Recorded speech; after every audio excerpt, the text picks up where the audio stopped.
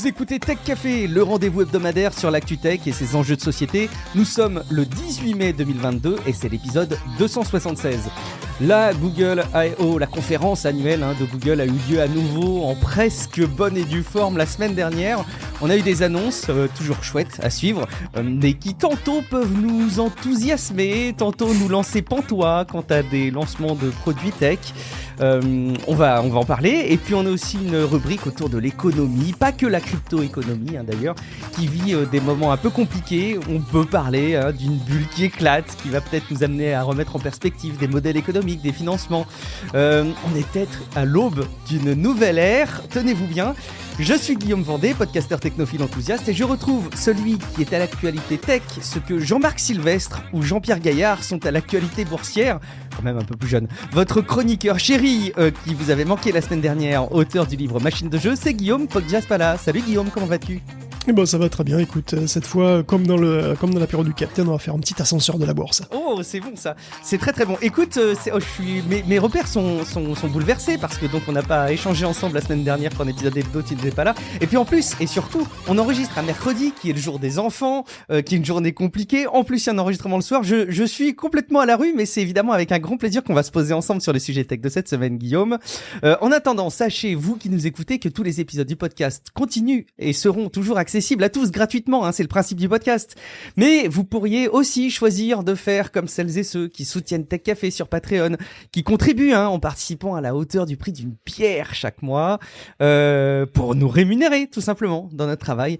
C'est super simple, il suffit de créer un compte, comme vous savez maintenant bien le faire sur les sites internet, à l'adresse patreon.com/techcafé, et puis vous profiterez même en échange du podcast sans la pub. Alors merci infiniment en particulier à Géant, Pascal B, Lancelot Durand, à Ali Farouk et à Quentin Conrad.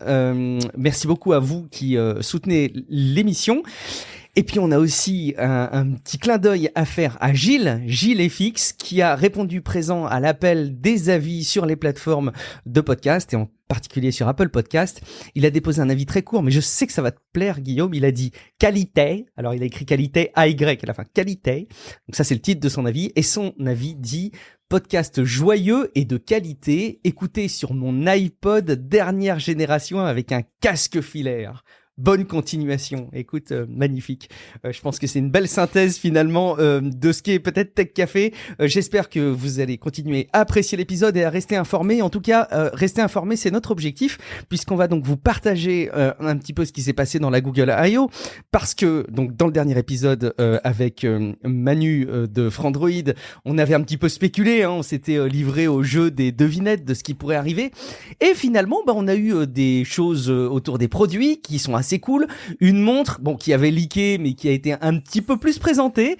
Des nouveautés autour des pixels, plus détaillées autour du 6A et un aperçu du 7, mais pas dispo tout de suite. Donc c'était un petit peu bizarre de le voir présenter là.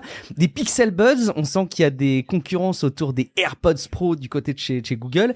Et on nous tease même sur des tablettes et des lunettes, mais c'est pas les Google Glass, vous allez voir, c'est malgré tout bluffant. Guillaume, toi tu as suivi un petit peu cette Google I.O. justement. Écoute, oui, on va revenir un petit peu en détail dessus. C'était du 11-12 mai dernier, il y a eu quelques surprises, donc plein de trucs pas inattendus, comme tu le dis. Des trucs qui m'ont pas particulièrement passionné, d'autres plus excitants, forcément, comme toujours. Une drôle de stratégie, c'est vrai, peut-être de la part de Google, qui semble parfois faire un petit peu des annonces sans trop réfléchir, mais bon. Effectivement, ils ont commencé avec la Pixel Watch, une montre très très ronde, en acier, voilà. Elle est belle, J'aime bien, moi. Elle est pas mal, elle est toute douce, effectivement, elle a l'air sympa, il y a un petit bracelet qui s'attache comme ça, seamlessly, comme ils disent.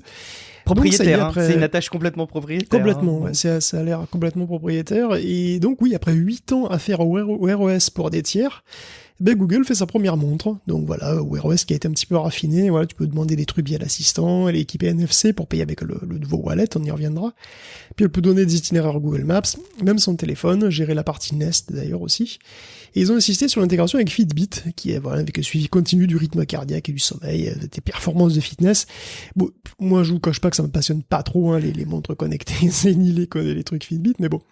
C'est vrai qu'on ne peut embrayer avec le Pixel 6a, donc qui n'était pas précisément une surprise, mais qui est fort attrayant quand même, puisqu'il est positionné à $449, avec un Tensor Core, avec un processeur Tensor de Google, c'est-à-dire le processeur haut de gamme, le même que dans les 6 et 6 Pro, qui coûte plus cher quand même, donc voilà, un petit peu façon Apple. On se retrouve avec un téléphone budget, voilà, comme un SE, quoi, hein, qui a une puce haut de gamme, et c'est exceptionnel dans le monde Android quand même. Carrément, et en fait, ce qui est assez marrant, c'est de voir que pour la première fois, la version A du dernier Pixel qui est sorti, donc cette version avec, on va dire, une approche financière intermédiaire, ne capitalise pas sur justement la photo, mais plutôt sur le processeur. J'ai l'impression que c'est un petit changement quand même maintenant, hein, dans les smartphones. On arrive peut-être à un plafond de verre au niveau de l'innovation des capteurs, au niveau des objectifs. Ça évolue toujours, hein, mais il y a un petit plafond. Par contre, il y a quand même un enjeu ces derniers temps, j'ai l'impression de quand même proposer le meilleur processeur du moment. Ça, j'imagine que c'est un truc qui te plaît globalement, non ?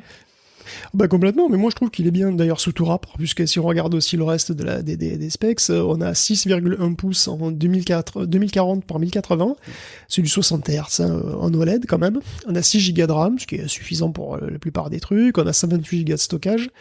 Bon, la seule chose qui différencie les gammes sont quelques fractions de pouces en plus sur la largeur d'écran, quelques dizaines de Hertz, un petit peu de RAM en plus, tu vois, finalement.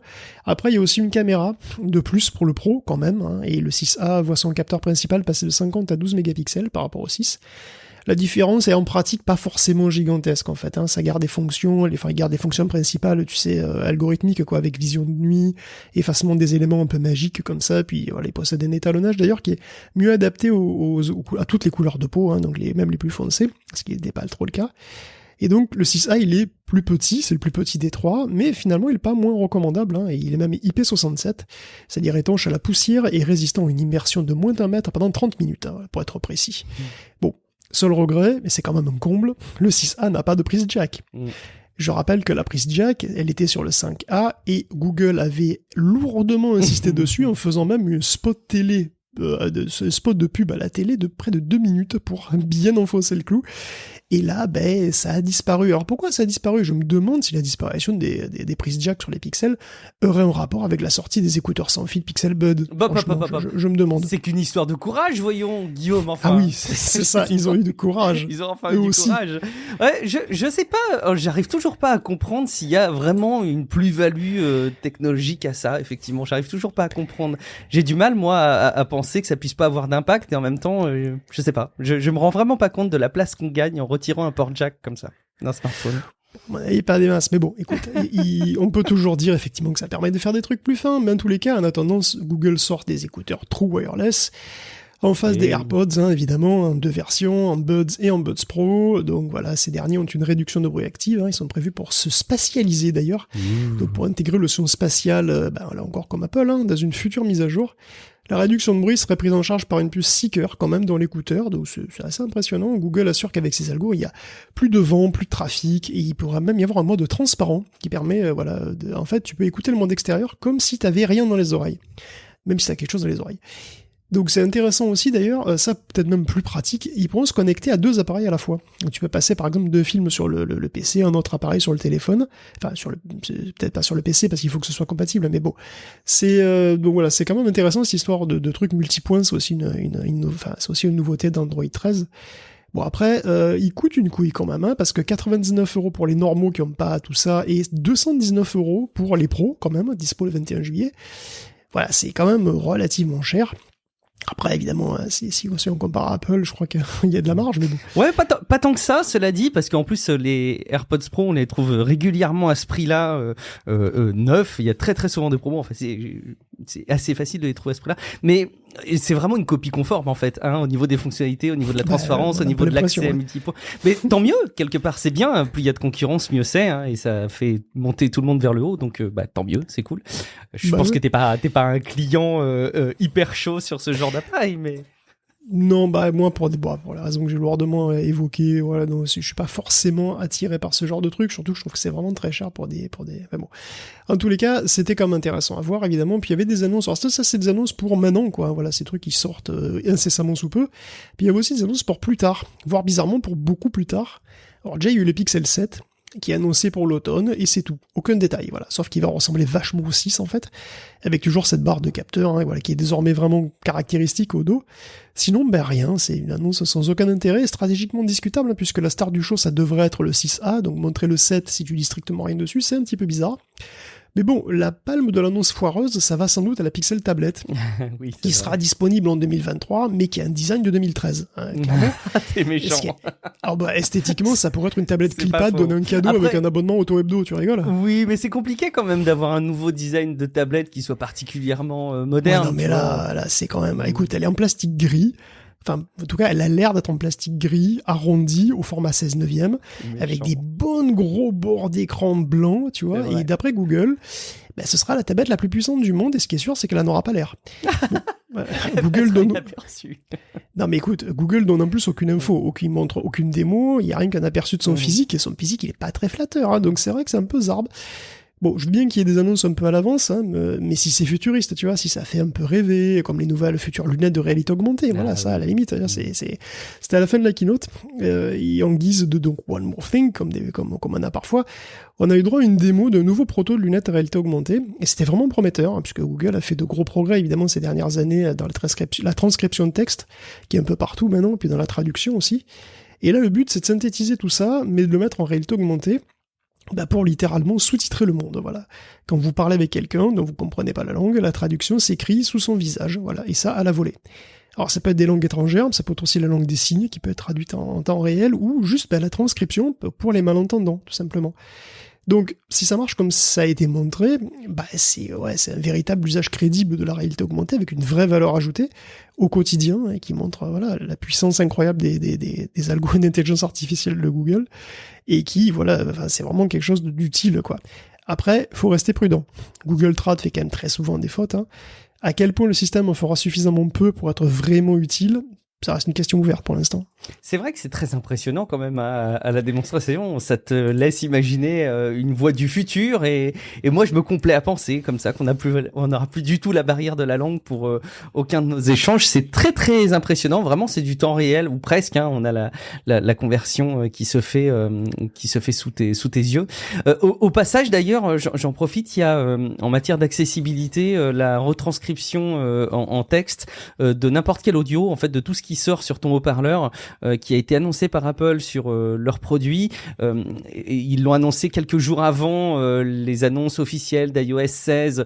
Quelque part, c'est intéressant de voir qu'ils font en sorte de pas se faire taxer, de profiter de fonctions d'accessibilité pour leurs présentations qui sont vraiment associées à du commercial. Mais bon, c'est intéressant de suivre que ça avance quand même sur ces sujets-là, hein, pour la technologie. Mais il faudra voir sur pièce et tester dans des conditions réelles, voir si ça raconte pas trop de conneries. C'est vrai que je me rappelle la retranscription automatique des voix dans YouTube sur les vidéos, elle est souvent assez discutable, y compris en anglais, hein, quand même. Mais bon.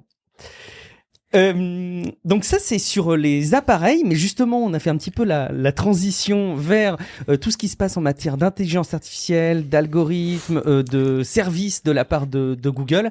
Et là ça a été assez fidèle à ce qu'on pouvait attendre d'eux. Guillaume, il y a eu des côtés assez bluffants quand même. Bon, oui, bien sûr, hein, qui dit Google dit algo incroyable, voilà, et ça a pas raté avec les nouvelles améliorations de Search, qui devient multi-search, donc la recherche devient multimodale. Ça, on en a déjà parlé, hein, que des régulièrement. requêtes texte, ouais, c'est ça. Oui, tout à fait. Voilà, on avait parlé parce qu'en fait, il est déjà plus ou moins sorti. Donc, au lieu de prendre que des requêtes texte, elle peut utiliser des images, des requêtes vocales, tout regrouper et donner des réponses directement sur les images aussi. Bon, l'image qu'il donne, c'est faire un CTRL F, donc une recherche en CTRL F, mais dans le monde réel. Donc Multisearch, c'était déjà dispo techniquement depuis avril, dans une version un peu bridée, qui était principalement un assistant de shopping. Et là, il y a de nouveaux usages, en fait, qui s'ouvrent progressivement. Et donc, à la Google I.O., il y avait un premier cas d'usage qui illustrait ça de manière convaincante, je sais pas. En tout cas, voilà, tu es devant un rayon de barres chocolatées. Ouais, j'y crois tu pas. cherches les meilleures barres au chocolat noir et sans noisettes. Alors, si tu es moi, de toute façon, tu prends toujours les mêmes barres de chocolat, donc tu te poses pas vraiment ce genre de questions, mais bon. Et puis, de toute façon, si tu prends les barres, tu peux les prendre avec tes mains et lire ce qui est marqué dessus. Hein. Je vous rassure, ça marche toujours en 2022, mais en 2022, on peut aussi utiliser Google Multisearch. Donc, tu peux prendre ton téléphone, scanner le rayon avec ton capteur photo, prononcer ta demande, et laisser Google mobiliser ses milliards de teraflops pour regrouper les images prises, reconnaître les objets dedans, transcrire ta requête, la comprendre, rechercher dans son knowledge graph ce qui correspond, le faire correspondre spatialement aux objets, rechercher sur le web les notes des divers produits, synthétiser tout ça sous forme graphique et l'afficher en surimpression sur ton écran, pour ce qui est vraisemblablement probablement la manière la plus formidablement complexe de choisir sa barre de chocolat de toute l'histoire de l'humanité. Oui, je reconnais que ça fait pas très très convaincant dans les cas d'usage. En fait, tu comprends à quel point la démonstration est puissante, si tant est que ça marche, et par contre, tu as du mal à te mettre en situation en disant je me demande quelle barre de chocolat je vais utiliser, je vais prendre et scanner. Et d'ailleurs, c'est probablement celle qui aura consommé le plus d'énergie jamais d'ailleurs. Hein. C'est largement plus qu'utiliser tes bras et tes yeux pour lire les étiquettes. Donc bon, il y a une autre fonction qui était near me, donc à côté de moi, hein, et qui permet de faire des recherches visuelles mais locales, comme prendre une photo d'un plat de nouilles pour trouver un restaurant de nouilles. Ouais, donc encore un usage parfaitement capital. Donc techniquement c'était très impressionnant et on peut sans problème imaginer des situations où c'est vraiment utile, hein, pour des trucs où la composition est pas marquée dessus déjà, c'est pas mal. Mais là c'est vrai que l'aspect futile vraiment, hein, des démos décrédibiliserait presque l'immense puissance de ces nouveaux algos. D'ailleurs, au chapitre des fonctions impressionnantes mais d'une utilité modérée, il y avait améliorer les vidéos des visioconférences. Je veux dire, depuis 2 ans, on est habitué, non, je sais pas, à voir des vidéos de collègues échevelés en jogging qui sont surexposés, mal cadrés, parfois volontairement mal cadrés d'ailleurs, ou atrocement pixelisés. Est-ce que c'est si grave ? Est-ce que voir la tronche de ton vis-à-vis au mieux est totalement crucial pour la réunion ? Je suis pas sûr. Mais si, apparemment, affirme Google, hein, qui va vous prendre... Google va vous permettre déjà de laisser votre PC beaucoup trop près de la fenêtre en lâchant ses super algos pour retoucher la photo et s'occuper de l'exposition désastreuse de ta vidéo en ayant des sources de lumière virtuelles. Et surtout, tu pourras continuer à participer à tes réunions depuis ta salle de bain, grâce à l'anti-réverbération. Bon, voilà, c'est marrant, mais bon. Plus sérieux, mais plus pratique quand même de mon point de vue, Google annonce aussi qu'il pourra tout seul créer des transcriptions des meetings, et même des résumés, hein, pour condenser les infos utiles sur ça sera sur Google Space. C'est vrai que t'as raison de souligner ça. C'est marrant de voir à quel point la démonstration technologique, elle est convaincante, elle est bluffante, mais elle est pas convaincante. Et pourtant, quand tu te creuses la tête, je saurais pas quel autre cas d'usage du quotidien me semblerait être approprié pour démontrer la puissance de ces services-là, finalement. Ou en tout cas, pas des cas d'usage suffisamment fréquents pour que tu te dises waouh, il me faut ça entre les mains. Et je sais pas si tu as d'autres exemples comme ça de cas d'usage qui pourraient être pertinents, qui permettraient de justifier un tel usage. Oui, pour le multisearch. Bah, pour multisearch, je sais pas, tu pourrais déjà imaginer des trucs que tu connais pas et dont tu connais pas le nom, et des choses, par exemple, des trucs naturels. Je sais pas, t'es en forêt, tu vois des champignons, et voilà, tu te demandes s'ils sont comestibles, ou si telle ça plante est... déjà, ça? Bah si, probablement en fait, mais c'est typiquement un cas d'usage, tu vois, ou alors tu te dis, voilà, tu regardes, t'es dans la nature, tu regardes des plantes, tu te dis, est-ce que c'est nocif pour les chiens, par exemple, parce que je sais pas, t'as un chien qui veut bouffer des trucs, tu pointes ton téléphone, tu dis, est-ce que c'est nocif pour un chien, le truc comprend ta requête, il lit, il regarde est-ce que c'est nocif pour les chiens, etc. Parce que déjà, au minimum, tu vois, les baies rouges bizarres là qu'il y a sur l'arbre, ben c'est pas marqué dessus ce que c'est, quoi, tu vois, donc déjà, il y a un côté vraiment, tu sais pas mettre un nom sur ce que tu vois, tu sais pas ce que c'est, et tu sais pas donc si forcément comment le chercher pour savoir si c'est dangereux pour ton clébard.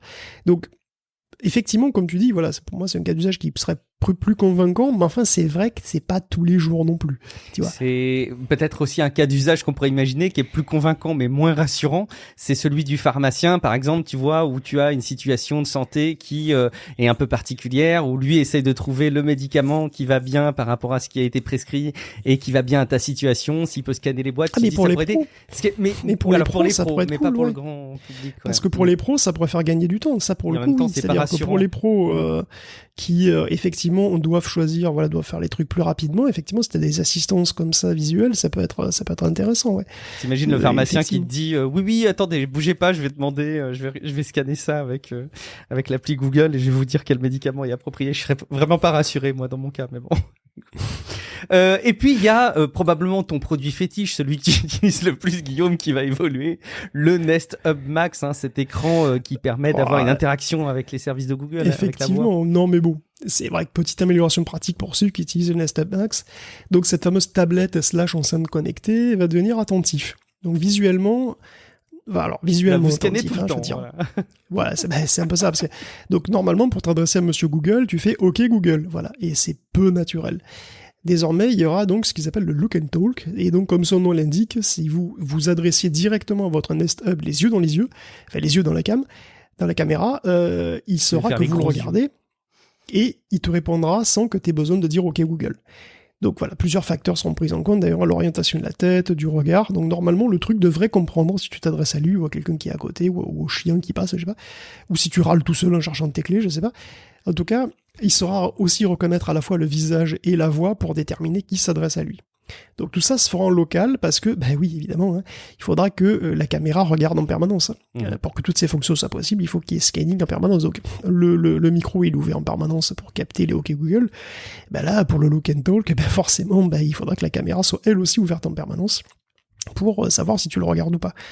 Bon, encore un truc que peut-être progressivement les gens finiront par accepter. Ouais, bah c'est un des éléments qui y aidera de toute façon. Je sais pas si ce sera un game changer comme on dit, mais bon.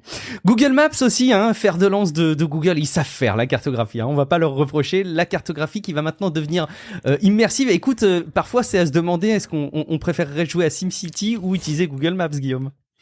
Bon, moi c'est un des trucs qui m'a fait le plus envie, hein, c'est la nouvelle vue immersive de Google Maps. Alors pour résumer, c'est Google Earth, mais avec des shaders, quoi. C'est-à-dire, c'est donc déjà avec Google Earth, vous avez une vue qui peut être assez impressionnante avec tous les reliefs, les bâtiments en 3D, tout ça. Mais tout ça, tu prends cette vue avec voilà relief en 3D, tout ça tout beau, et tu rajoutes tous les effets qu'on trouve dans les jeux vidéo comme Flight Simulator 2020, quoi, hein, des ombres, des nuages volumétriques, de l'eau avec des reflets, et même des oiseaux, du trafic routier, donc voilà, un rendu magnifique, il manque plus que quasi les odeurs. Photoréaliste. Eh ben exactement, et en tout cas tu peux survoler la ville voilà, dans laquelle tu peux même plonger, parce que la démo montre une transition intérieure-extérieure complètement folle, c'est-à-dire tu voles dans une rue, tu rentres dans un resto je crois, et dans ce resto tu tournes autour des tables et tu ressors, et enfin c'est absolument incroyable. C'est assez magique, bon j'ai hâte d'avoir ça sur PC aussi bien que sur téléphone, hein, pour avoir encore moins de raisons de voyager, parce que je n'ai vraiment plus l'intérêt. Alors pour le moment, la fonction n'est prévue que pour peu de villes évidemment, donc Los Angeles, Londres, New York, San Francisco et Tokyo un petit peu plus tard. Puis au fur et à mesure, petit à petit, il y a d'autres villes qui y arriveront, j'imagine. Tu dois aimer toi GeoGuessr, non ? Tu connais ou Non, c'est quoi ? GeoGuessr, c'est un jeu en ligne, c'est vraiment malin. C'est un jeu en ligne, je crois qu'il existe aussi en app, mais où en gros tu te fais téléporter dans un endroit au hasard dans le monde sur Google Street View, donc vraiment comme si tu y étais, et tu dois deviner où tu es. Et c'est génial parce que tu as les analyses autour de toi des couleurs, des marquages de la route, des paysages, des écriteaux sur les panneaux, tu peux te déplacer un peu aussi. Et puis tu as même les experts qui savent reconnaître la manière dont était pris la photo avec, tu sais, la caméra Google au-dessus de la voiture. Donc, s'ils voient que la caméra est positionnée d'un côté, de l'autre, si elle est rouge, bleue, etc., ils savent à peu près plus. S'il y a marqué Narbonne 28 voilà, km. c'est ça. Ils savent qu'ils sont pas loin de Narbonne. Effectivement. Non, c'est génial. Il y a des compétitions de ça. C'est bon. Ouais. Des nouvelles langues sur Google Traduction, Guillaume aussi. Oui, il y avait encore plein de trucs. Donc, il y a d'autres langues sur Google Traduction qui arrivent. Il y a eu le My Ad Center aussi, c'est intéressant pour avoir plus de contrôle sur les pubs que tu vois sur le téléphone, donc tu peux choisir de voir plus de pubs de l'un, moins de pubs de l'autre. Bon, tu verras toujours des pubs, faut pas rêver, mais bon, voilà, tu peux personnaliser ton expérience publicitaire, ce qui est assez plutôt rigolo finalement. Ils ont mentionné le service aussi pour virer les résultats de recherche qui divulgueraient des infos personnelles, qui viendraient accessibles directement dans l'application Google. Ils ont parlé d'Android 13, donc, avec sa fonctionnalité multipoint Bluetooth, dont j'ai un petit peu parlé, qui sera donc pas exclusive aux Pixel Buds d'ailleurs, hein. Il y a Sony et JBL qui font aussi des casques compatibles. Il y a son système de thème, de couleurs dynamiques aussi qui a été montré, d'Android 13, et de nouvelles options de vie privée et de sécurité. Il y a la version de tablette aussi, parce que effectivement, puisque voilà, ça y est, Google revient sur la tablette, donc Android 13 sera optimisé tablette, et aussi plus de 20 apps qui seront mises à jour pour prendre en charge les grands écrans. Donc il y a une démo de multitâche en écran partagé, voilà, une barre de raccourci persistante. Grosso modo, des choses qu'on peut déjà voir dans certaines distributions de fabricants de tablettes depuis longtemps, mais qui désormais vont être intégrées à l'OS. Et puis voilà, il y a eu Wallet aussi, le nouveau Google Pay quelque part. Nouveau nom, mais nouveau, enfin, disons, Wallet s'étend. Oui, c'est ça. C'est-à-dire, mais il est beaucoup étendu en réalité. C'est qu'il limite plus aux cartes de paiement. Il y a aussi les cartes d'identité, les cartes de fidélité, les passes sanitaires, les permis de conduire. Il y a absolument n'importe quoi qui pourrait devenir accessible la carte de parti politique. Pourquoi pas? Si t'es encarté au PS. Et voilà, par exemple. Non, pardon. Ou NUP, je sais pas. Je sais pas s'il va y avoir une carte de ça. Je sais pas, en tout cas, l'objectif de Google, c'est voilà, effectivement que toutes tes cartes soient concentrées. Ils travaillent avec plein d'États américains et de gouvernements pour dématérialiser le plus de trucs possible. Et puis il y a eu l'annonce de Matter aussi. Voilà, on peut finir là-dessus. L'annonce de Matter. Donc, Matter, c'est le standard domotique de Google qui arrivera finalement cet automne. Alors pas que Après de avoir été Google, si je remporté dis pas 2 de fois. bêtises, c'est un consortium sur lequel il y a plusieurs acteurs, mais d'ailleurs dont Apple qui participent, non?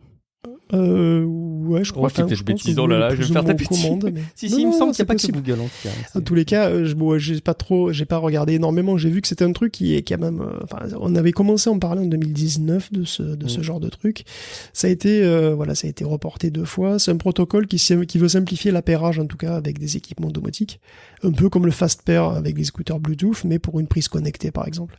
C'est un truc qui fonctionnerait. Alors c'est ouvert par contre. T'as raison pour le coup. Hein, c'est complètement ouvert. Ça fonctionnera avec Alexa aussi bien que Google ou Siri.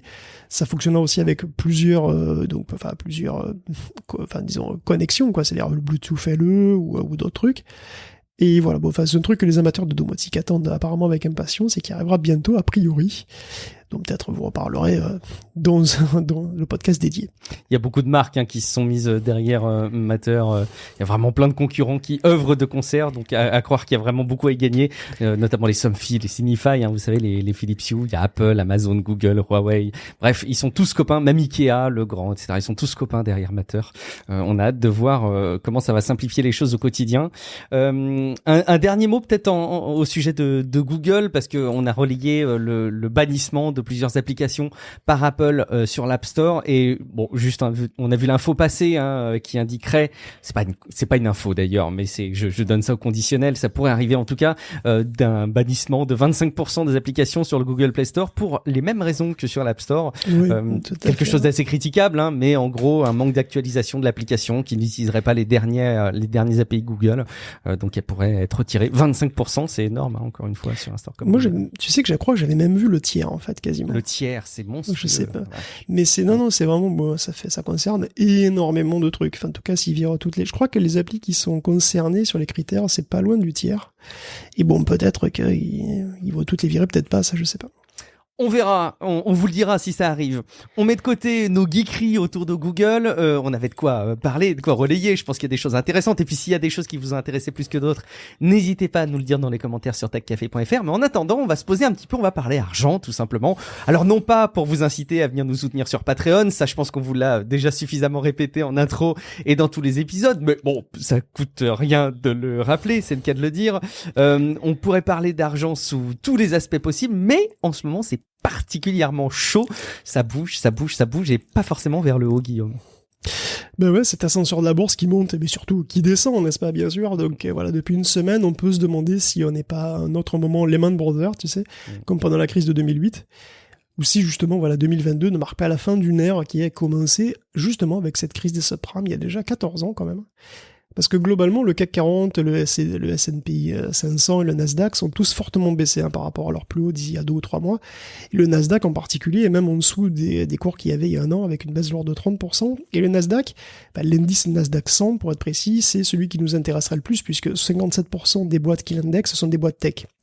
Donc sa dégringolade reflète celle des actions de noms qu'on connaît bien quand même, moins 35% pour Amazon, moins 40% pour Meta, moins 20% pour Alphabet. C'est encore bien pire pour Netflix d'ailleurs, moins 70% depuis le début de l'année, comme Coinbase d'ailleurs.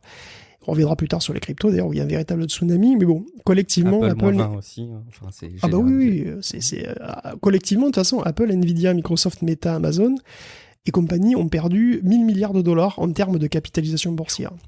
Alors, ça veut pas dire que ces boîtes vont mal, pas du tout. Cette spirale baissière, comme dirait Michel Gaillard, comme dit spécialiste, est provoquée par la vente de titres d'investisseurs qui estiment que les perspectives de croissance sont pas aussi bonnes qu'attendues, que les bénéfices futurs seront pas aussi élevés qu'espérés, en particulier par rapport à des placements qui, eux, sont moins risqués ou sans aucun risque. En fait, ça veut juste dire que ces boîtes étaient trop valorisées. Avec la pandémie, il y a des valeurs qui ont explosé, comme Zoom ou Netflix.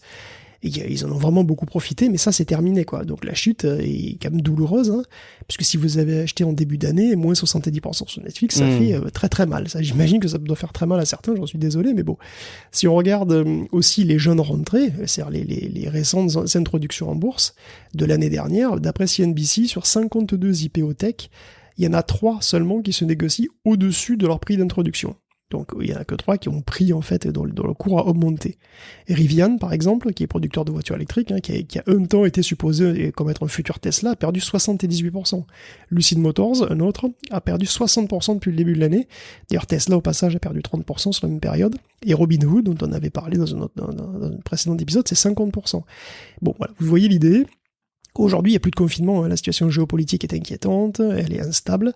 L'inflation est à son plus haut depuis très longtemps, puisque c'est 8,5% en avril et c'est encore plus qu'en mars. Donc les taux d'intérêt remontent en flèche et la récession mondiale se précise à l'horizon. Donc voilà, l'euro dégringole face au dollar.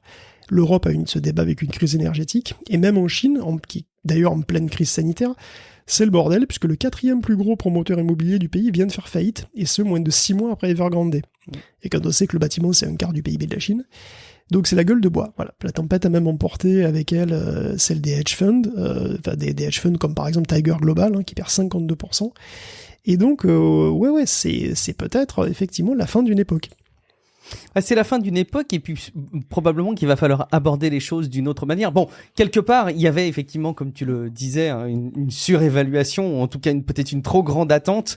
Tôt ou tard, il fallait se rendre compte aussi que ça ne pourrait pas toujours être dans une progression incroyable, mais c'est intéressant de le mettre en parallèle avec le fait que les entreprises aient une grande santé. Pour autant, ça va nous amener probablement à voir les choses différemment et tu vas revenir un petit peu sur finalement un peu le concept de l'argent gratuit, hein, celui qui a servi à faire gonfler certaines entreprises, certaines startups, alors qu'elles avaient vraiment pas affiché leur rentabilité, ça pouvait arriver plusieurs années après, parfois ça n'arrivait peut-être même pas du tout. Ça, il va falloir peut-être changer nos habitudes, Guillaume. Écoute, c'est toujours difficile dans une crise de dire ce qui est spécifique à la crise et ce qui va se représenter des tendances durables, mais on peut se risquer à pronostiquer un changement quand même assez profond et la fin d'une époque qui effectivement la fin d'une époque qui date de 2008, qui a commencé en 2008, et c'est illustré sans doute par la lettre du CEO d'Uber à ses employés. Alors lui, qu'est-ce qu'il écrit ? Il écrit que le marché est en train de subir un tremblement de terre et que les objectifs ont radicalement changé. La priorité est désormais de générer de l'argent, le marché a beau être immense, même si c'est un marché immense, ça n'a pas d'importance si tu peux pas en tirer des profits. Alors ça paraît assez intuitif, mais c'est quand même à l'opposé de ce que fait Uber depuis 13 ans. Uber a cherché une croissance exponentielle sans jamais faire aucun bénéfice, en tout cas sans avoir fait de bénéfice pendant une bonne dizaine d'années, Il était même valorisé 76 milliards de dollars à une époque sans jamais avoir été dans le vert, pas un seul trimestre. Donc, que le PDG d'Uber fasse des bénéfices une priorité, je sais pas, c'est un petit peu comme Blizzard qui insiste pour sortir des nouveaux jeux tous les ans, ou, je sais pas, Eric Zemmour qui devient féministe, ça remet en question toute ta perception de la réalité, tu vois. Donc, en fait, depuis 2008, pour éponger la crise, il y a eu une politique de taux d'intérêt très bas. Le taux directeur de la Fed était de 4,75% en 2007, il a chuté à 0 en fin 2008, et puis à 0,25%, puis il a un petit peu remonté jusqu'en 2009 où il a rebaissé, et en mars dernier, il était encore à 0,5%. Donc ça veut dire que la Fed, en l'occurrence, qui est la banque des banques, les banques des banques américaines, va prêter de l'argent aux autres banques à ce taux. C'est parce qu'on parle là du taux de refinancement. Alors il y a aussi le taux de dépôt avec lequel elle va rémunérer les dépôts que lui font les banques commerciales. Donc le taux de refinancement, en gros, c'est le taux d'intérêt en début de chaîne, tout simplement, le taux d'intérêt des emprunts en début de chaîne. Et ça, c'est un phénomène global, il n'y a pas que la Fed, la BCE a toujours un taux de 0% actuellement, et même un taux de dépôt à moins 0,5%. C'est-à-dire que si une banque dépose de l'argent à la BCE, ça lui coûte du fric. Alors inutile de te dire qu'elle va pas le faire, ils ne sont pas encouragés du tout à le faire, et donc elle va prêter d'autant plus facilement, la banque. Donc la BCE a prévu de remonter ses taux cet été. Parce que en gros, avec un loyer de l'argent très très faible comme ça, c'est très logique de voir des investissements tout azimuts, et de voir fleurir aussi le capital risque, façon Tiger Global, qui a financé, par exemple, la croissance explosive d'Uber. Donc, si on rajoute les énormes fonds d'investissement, comme le fonds saoudien par exemple, ou le Vision Fund de SoftBank, de Masayoshi Son, dont on a parlé plusieurs fois, et qui d'ailleurs a perdu 27 milliards de dollars cette année. C'est vrai que ça a dû lui faire mal, effectivement. Oui. Investissement hasardeux, c'est le scandale WeWork, entre autres. Ils veulent aussi revendre ARM parce qu'il n'a pas les performances attendues, etc. Donc, en fait, entre ces fonds d'investissement et l'emprunt qui est très très facile, on se retrouve avec des masses de cash monumentales disponible pour parier, en fait, ni plus ni moins, sur un petit peu tout. Et des fois que ça rapporte, qu'une des boîtes rapporte un gigapactole, ou qu'une des blockchains décolle, qu'un des tokens décolle, mais parce que ça nourrit aussi ça. Sauf que tout ça, c'est probablement fini. Parce que l'inflation, elle est à plus de 8%, ça fait longtemps que c'était pas arrivé, et pour contrer la hausse des prix, la Fed rend l'argent plus cher à emprunter. Donc le taux est passé à 1%. Il va certainement monter encore cet été ou après cet été, et donc l'argent est plus cher, et donc on rigole plus. Et oui, on sort du mode YOLO, on se décide à regarder les livres de compte en fait. Et quand on regarde un peu plus près, Apple et Microsoft, c'est pas la même chose qu'Uber, ou que Netflix, ou que Peloton, ou que Zoom. Donc désormais, on va beaucoup plus rechercher la rentabilité, ou les perspectives de rentabilité à plus court terme. C'est quand même un gros changement. Pas nécessairement un mauvais changement d'ailleurs, mais ça va faire mal à pas mal de compagnies qui sont jeunes, voire moins jeunes, puisque la remontée des taux d'intérêt, ça va peut-être clore une parenthèse financière historique. C'est une claque, mais c'est une correction aussi qui va peut-être amener une dynamique d'investissement plus durable, moins spéculative. Qu'est-ce que je suis optimiste. C'est incroyable cet optimisme que j'ai. Vous inquiétez pas, ça va pas durer très longtemps.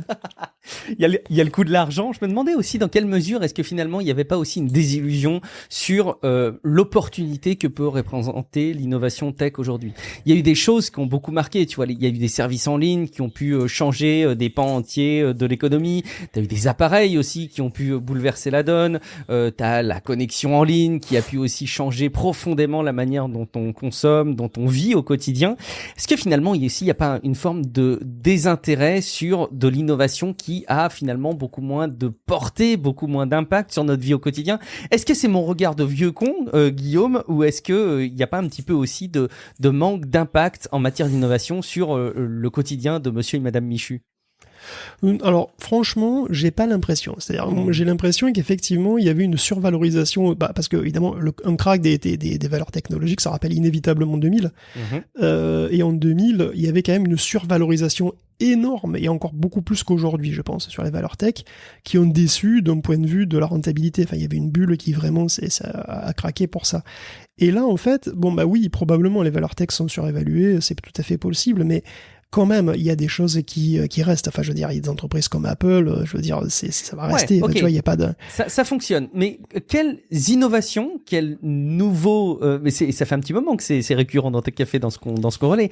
Quels nouveaux appareils, nouveaux produits, nouveaux services tu pourrais me citer ces dernières années qui auraient été source de bouleversement, comme l'a été, je donne aucune marque, mais le smartphone. Tu sais, on a toujours en tête cette image de l'annonce du pape à une époque avant le smartphone, où les gens prennent la photo avec un appareil photo, voire même juste regarde quoi, et on voit l'annonce du pape suivant, où tu vois à Rome les gens qui prennent la photo avec leur smartphone, leur tablette, tu vois tous les écrans qui sont portés vers cette annonce. Ça c'est des signes marquants de l'innovation de la technologie il y a quelques temps. Est-ce qu'on est capable d'en citer des récents? Je troll probablement, et encore une fois il y a mon côté vieux con qui parle, mais je commence à me dire encore une fois que l'innovation n'a plus la même portée qu'elle n'en avait il y a encore 15, 20 ans? C'est compliqué parce que quand tu dis le début des smartphones, c'était aussi avant les plateformes. Par exemple, tu as eu les smartphones, puis après tu as eu les services en ligne mobiles qui ont explosé, qui ont été quand même un facteur d'innovation, en tout cas, qui ont ouvert de nouveaux marchés, qui ont quand même eu économiquement, qui ont eu des répercussions incroyables.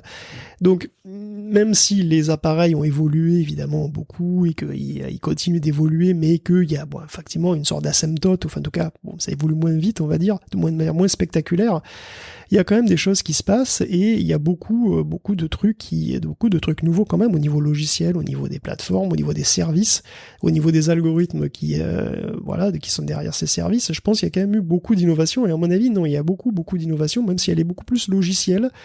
Et au niveau matériel, elle existe aussi, mais il n'y a pas de rupture dans le sens où il n'y a pas encore de rupture dans le sens où il n'y a pas quelque chose qui remplace le smartphone de manière totalement visible.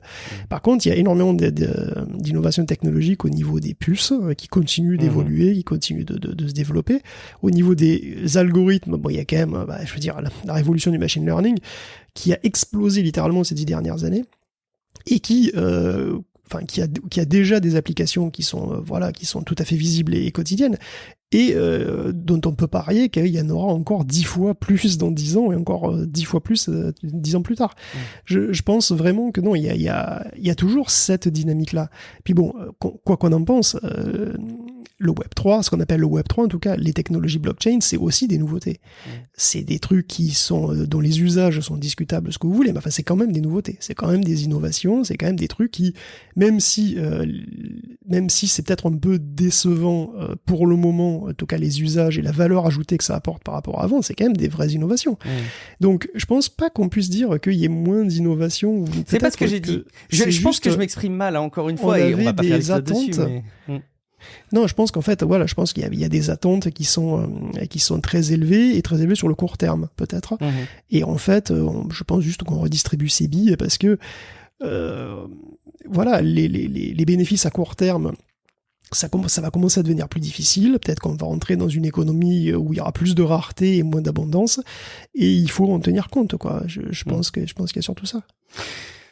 Je suis sûr qu'on aura l'occasion d'en reparler dans d'autres épisodes et on se fera même des mini-débats, on prendra le temps de préparer le sujet. Mon point, c'était vraiment de dire, il n'y a pas eu d'innovation technologique qui bouleversait le quotidien dans les usages des gens. En fait, en gros, quand je vois des personnes très jeunes aujourd'hui qui sortent leur smartphone, j'ai l'impression que c'était le premier smartphone quand il est arrivé, ou en tout cas les premiers smartphones avec les premières apps, finalement, il n'y a pas beaucoup de changements finalement l'un de l'autre. Mais je pense que c'est des grands... Oui, je vois ce que tu veux dire. Oui, si tu veux une rupture comme celle du smartphone, effectivement, c'est quelque chose qui est pas encore réarrivé.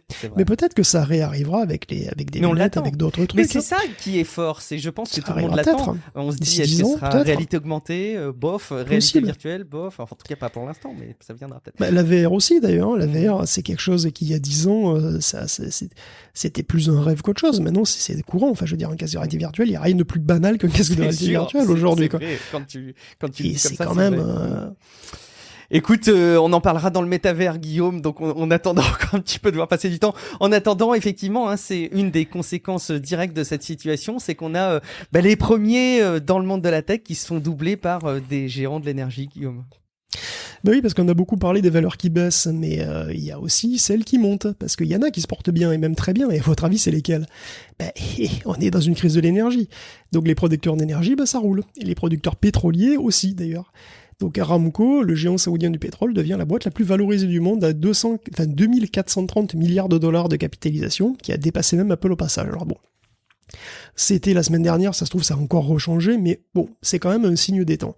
Les prix du baril montent, Aramco prend 22% depuis le début de l'année, ça c'est son action, et de manière générale, le secteur pétrolier nage littéralement dans le cash. Depuis 30 ans, les principaux acteurs comme Exxon, Shell, BP et Chevron ont amassé 2000 milliards de dollars de bénéfices. Et avec la récente hausse des prix, c'est comme s'ils avaient gagné 100 fois de suite à l'euro million par-dessus le marché. BP, c'est une planche à billets, et c'est son boss lui-même qui le dit, c'est pas moi. Et quand on a autant de pognon, qu'est-ce qu'on fait? On investit en masse pour faire encore beaucoup plus de pognon. Et donc, les 12 plus grosses compagnies pétrolières vont dépenser collectivement plus de 100 millions de dollars par jour pour exploiter de nouveaux gisements sur 195 installations énormes, qui pour certaines d'ailleurs commencent à entrer en exploitation.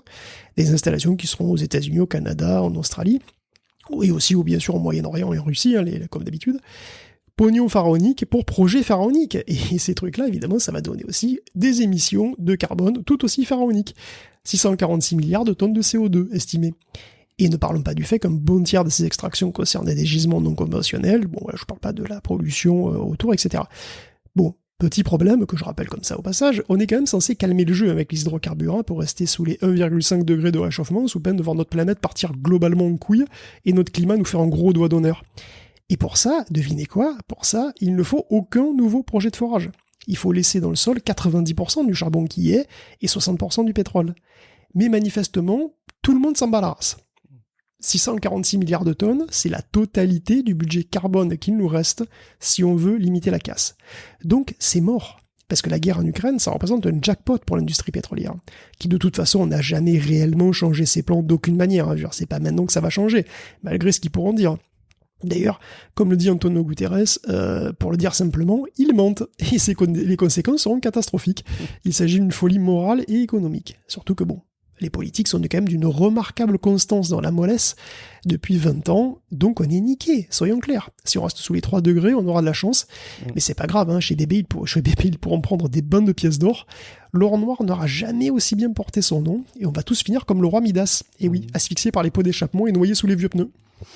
Ouais, bon, on va pas revenir sur ce sujet, en refaire l'analyse, mais effectivement, la responsabilité est bien trop diluée dans cette histoire pour qu'il y en ait un qui veuille réagir de toute façon. Je pense qu'on est tous droit dans le mur. On va revenir du coup à des choses. Allez, je suis désolé. Plus enthousiasmantes, va savoir. Je suis pas sûr.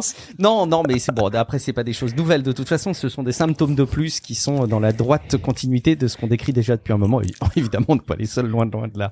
On va parler un peu crypto-monnaie, forcément. Hein. On aime bien parler crypto-monnaie avec parfois un peu de sarcasme, d'enthousiasme. Allez savoir, qu'est-ce qui se passe cette semaine, Guillaume, dans l'actu de la crypto-monnaie? De toute façon, c'est le deuxième volet marquant de toute cette crise financière, c'est les cryptos, évidemment.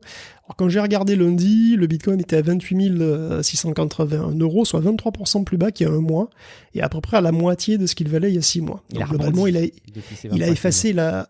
Oui, il a un petit peu rebondi, oui. Enfin, il a été un petit peu plus bas, effectivement. Mais enfin, il a quand même globalement effacé la totalité des gains de la dernière année.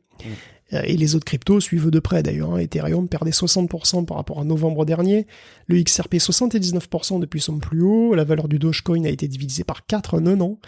Pour le Litecoin, c'est pire encore depuis son plus haut de novembre. Et même les Smooth Love Potions d'Axie Infinity ne valent littéralement plus rien. Donc je veux dire, tout part à volo, quoi.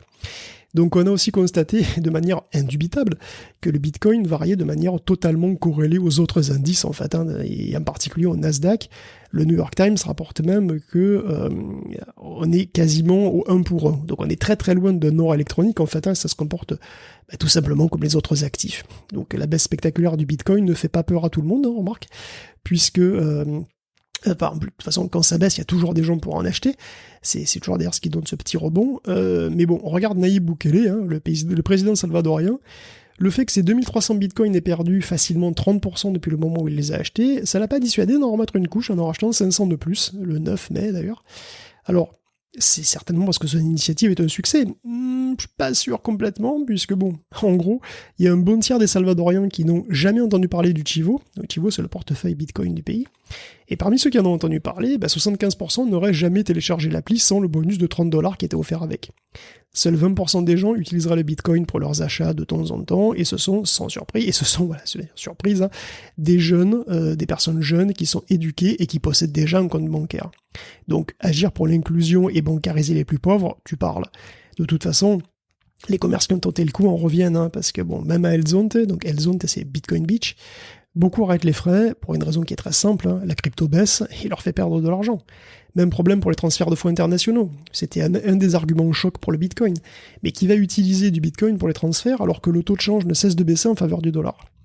Mais bon, Bukele continue à en acheter avec l'argent public, et il organise même une grande kermesse Bitcoin à Bitcoin Beach avec 44 pays pour discuter prospective Bitcoin. Alors je ferai pas la liste, mais bizarrement la Centrafrique n'y est pas. Un timing particulièrement hasardeux quand même, en plein crash des cryptos. Mais bon, voilà. Même je sais pas si vous nous souvenez des city coins de Miami et New York. C'était à l'époque, on avait parlé de Suarez et Adams, les maires de Miami et les maires de New York, qui faisaient des concours de qui est la plus grosse, ou qui pisserait plus loin, disons, avec leur salaire en Bitcoin. Ouais, moi je veux un premier mois en Bitcoin, moi je veux mes 3 premiers mois en Bitcoin. Bon, ils avaient aussi lancé des monnaies, des crypto-monnaies municipales. Donc là, il y a le Citycoin de Miami, le Miami Coin et le Miami Coin qui a été donc lancé par Suarez. Écoute, elle a perdu 88% de sa valeur en un an, et le NYC Coin, lancé par Adams, a perdu 98% de sa valeur en un an. Bon, je sais pas si on peut considérer que ce sont des succès. C'est le moment d'investir. C'est le moment d'acheter. C'est le moment d'acheter. Des crypto-monnaies, il en existe aussi des spécifiques, Guillaume. Il existe évidemment les stablecoins, dont la promesse est justement, comme leur nom ne l'indique peut-être pas tant que ça, de rester à peu près stable. Mais stable par rapport à quoi finalement? C'est peut-être ça le problème, Guillaume. C'est quand même un événement marquant et intéressant dans ce crash un petit peu généralisé. C'était le naufrage et le décès même des crypto-monnaies Luna et UST, qui sont en fait les deux faces d'une même coin, Luna et UST. C'est un événement majeur, vraiment, parce que c'est quand même l'effondrement et la disparition d'une crypto qui faisait partie du top 10 mondial il y a seulement quelques jours. En début de mois, le Luna valait $80, et elle est passée littéralement à 0 le 13 mai. Luna UST, c'était géré sur la blockchain Terra, et c'était effectivement une stablecoin qui est indexée sur le dollar, donc ça veut dire que la monnaie est censée toujours valoir exactement $1. Donc pour la fixer, Terra utilisait pas de garantie par défaut des actifs collatéraux là, qu'elle pourrait détenir par ailleurs. Elle utilisait une méthode algorithmique. Alors, ça avait suscité pas mal de curiosité et même d'enthousiasme, parce qu'évidemment, si on peut se passer de réserve pour assurer la stabilité d'une monnaie, c'est tout bénef, bien sûr. Il y avait aussi du scepticisme. Alors le principe, c'était d'avoir deux monnaies siamoises, le Luna et l'UST, donc US dollar Terra, Terra US dollar. Donc Luna et l'UST valent $1, et pour ajuster le taux de change, on brûle ou on crée des jetons d'un côté ou de l'autre. Par exemple, pour augmenter le prix d'un UST, on crée, donc on mint un Luna qu'on vend pour acheter un UST qu'on brûle, qu'on détruit. Donc un Luna est créé et un UST est détruit. Donc les UST se raréfient, il y a moins d'UST, donc ça fait monter les prix. Alors bien sûr, on peut aussi faire l'inverse, selon les besoins, et ce mécanisme de régulation était censé stabiliser l'UST sur $1 automatiquement. Ce qui paraît diablement intelligent comme ça, comme mécanisme. Oui, alors le problème, c'est que ce système manipule l'offre pour ajuster donc le prix, et il suppose que la demande est là. Mais ce qui est rare et pas forcément cher, tu vois. Ma rognure d'ongle de pouce, elle est tout à fait unique, et je suis complètement persuadé qu'elle vaut pas un clou, parce que personne n'en veut, tu vois. Je suis pas amourante, donc ça m'étonnerait beaucoup, mais bon. Et donc, quand il y a une vente... Alors, du coup, qu'est-ce qui se passe quand il y a une vente massive d'UST ? T'as beau créer des Luna, s'il y a personne pour les acheter, ça remonte pas. Et c'est comme ça qu'on s'est retrouvé mardi dernier avec une stablecoin à 65 centimes. La spirale était lancée et ça a été un crypto bank run. Et les organisateurs ont vidé les comptes Bitcoin de la boîte pour essayer d'endiguer la chute, mais c'était peine perdue. Luna était passé sous les 0,05$ le 13, jour où il a été retiré de Binance, 0,005 d'ailleurs. Donc Luna, dans sa forme actuelle, est officiellement morte. Dans son sillage d'ailleurs, c'est Encore qui est dans la sauce. Alors Encore, c'est un autre truc, ça c'était quand même incroyable, si on y revient. Encore, ça semblait trop beau pour être vrai, et manifestement c'était bien le cas, puisque bon, sur Encore, tu pouvais déposer des UST, donc des UST qui valent toujours $1, je rappelle, donc aucun risque, et tu étais rémunéré à 19,5%. C'est pas une blague, c'est un revenu passif de 19,5% par an sur une monnaie sans risque. Évidemment que tout le monde mettait ses UST chez Encore, tu imagines bien. Fallait avoir confiance dans le projet. Et justement, quand la confiance s'est effritée, que plus de 7,5 milliards ont été retirés d'Encore en quelques jours, ça a signé l'arrêt de mort de Terra et probablement aussi de toutes les stablecoins algorithmiques dans la foulée. Déjà, il y a le DEI qui sent le sapin. C'est une autre stablecoin algorithmique, le DEI, qui était, enfin en tout cas le 15, quand j'ai regardé, qui était en train de s'écrouler. Elle était hier à 60 cents. Alors qu'elle est aussi index sur le dollar. Donc il avait déjà subi des attaques, le DEI. Il y avait des gens qui faisaient des prêts flash et qui l'ont déjà déstabilisé plusieurs fois, mais là c'est quand même sa pire chute. Bon, écoute, dans un sens c'est instructif. Je veux dire, le monde de la finance décentralisée, c'est un petit peu un terrain d'expérimentation à ciel ouvert. Donc on pouvait se demander si un mécanisme de crypto jumelle comme ça pouvait suffire à stabiliser une monnaie de manière robuste. La réponse c'est non. Ça a pu fonctionner pendant un moment peut-être, mais pas à long terme. Voilà, vous avez l'actu de la crypto-monnaie entre vos mains. Vous savez ce qu'il vous reste à faire, c'est de donner un prix pour la rognure d'ongle de Guillaume, et je suis sûr que vous pourrez surenchérir les uns avec les autres dans les commentaires. Voilà, en Dogecoin bien sûr. Bien sûr, en Dogecoin. En attendant, on va plutôt parler, ce sera plus sérieux, de jeux vidéo, parce qu'on a plein de petites news. Alors, on va commencer par Nvidia, Guillaume, est-ce qu'il nous montrait pas un petit peu le fonctionnement de leur carte désormais? Ouais, Nvidia commence à faire un peu comme tout le monde et à dévoiler le code d'une partie de ses drivers pour Linux. Alors pour le moment, ça concerne que la partie noyau des pilotes. Alors, il y a la partie OpenGL, Vulkan, et la partie CUDA reste en source fermée, donc AMD et Intel font toujours mieux.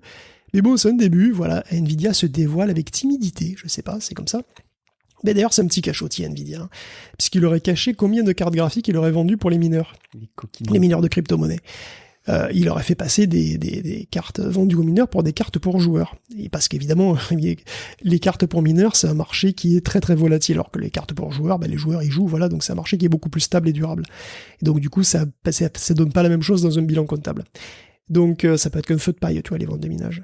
Et bon, selon AsusTech, d'ailleurs, cette demande est en train de disparaître totalement, ça y est. La demande pour les cartes graphiques pour le minage est en train de disparaître, donc voilà, youpi. D'ailleurs, la demande générale pour les PC et les smartphones de marque, pour les smartphones, commence à marquer le pas aussi, globalement. D'ailleurs, c'est AsusTech qui dit ça. Pour le GPU, c'est manifeste, puisque alors, la rentabilité du mining Ethereum a chuté, c'est désormais assez faible, et comme on sait que le Proof of Stake est imminent, voilà, donc les cachetonneries de Nvidia lui ont quand même valu une amende de $5 millions auprès de la SEC.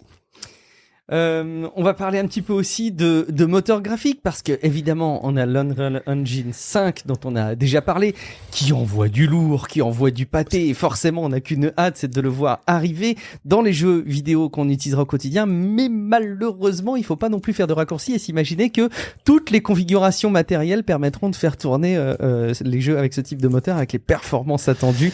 Non mais t'as vu ce que c'est? T'as vu les images? Oui, les images sont photoréalistes pour le coup. Enfin, c'est vraiment bluffant. Si vous voulez voir le futur, c'est simple. Il faut aller voir les démos d'Unreal Engine 5 de chez Quixel. Ils se sont donné 90 jours pour créer les scènes les plus impressionnantes possibles avec le moteur d'Epic et donc leur propre bibliothèque d'objets de textures. Le moins qu'on puisse dire, c'est que ça déboîte. Est-ce que t'as eu peur au moment où il y avait les zombies là, à l'extérieur à travers les vitres? Non, mais c'était vraiment super bien foutu. Mais tout était incroyablement bien foutu, quoi. La densité visuelle de chaque scène était proprement hallucinante.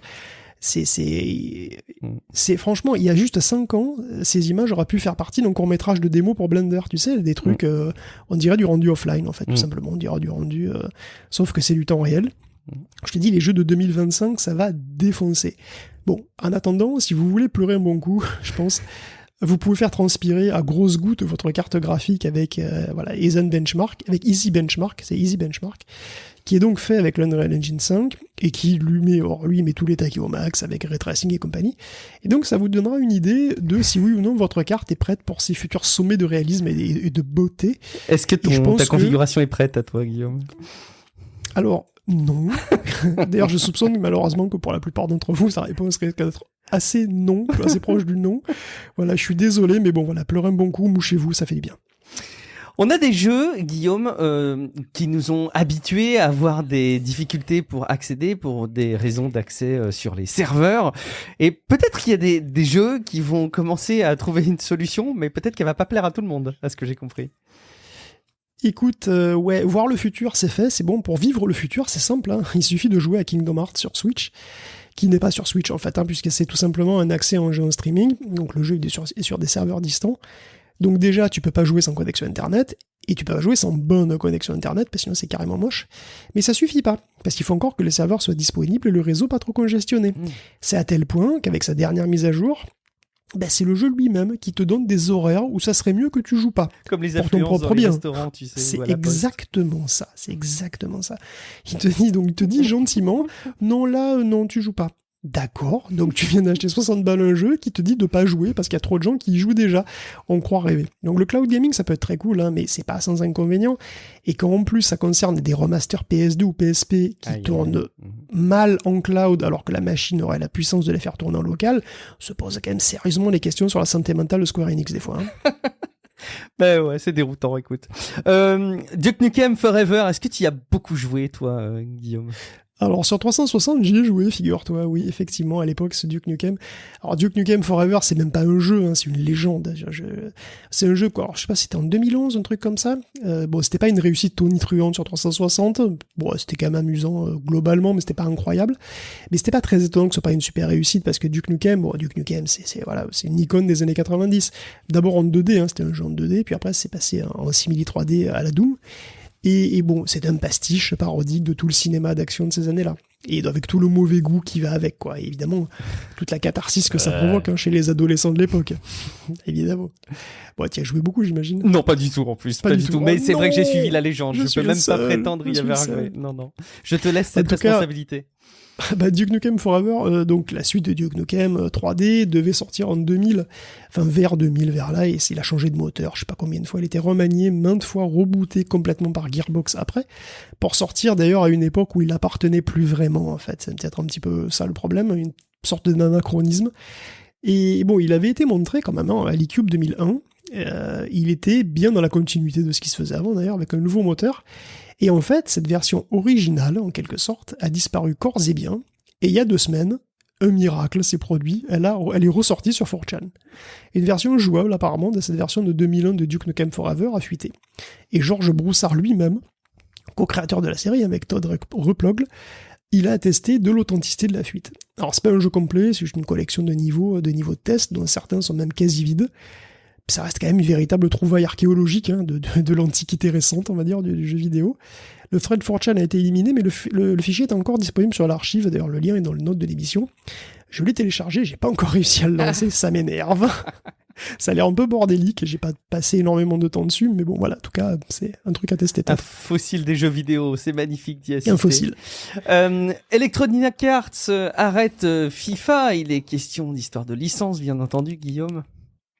Ouais, quelques petites brèves, voilà, on va faire très vite pour boucler. EA Sport est désormais plus partenaire de FIFA et ne publiera donc plus les jeux de foot dont il nous gratifiait annuellement comme une horloge. Manquer, hein. Depuis l'époque de la Super Nintendo. Oh bah oui, le mariage battait de l'aile depuis un moment. Après 25 ans, c'est compréhensible. Un mariage, tu sais, après 25 ans, on s'éloigne peu à peu, on se comprend plus. On n'a plus les mêmes personnes, on n'a plus les mêmes envies, l'exclusivité n'est plus si naturelle. Et puis, ces frais de licence sont vraiment chers quand même. Donc une page se tourne, perso, je n'ai absolument rien à foutre, mais c'est quand même une page qui se tourne.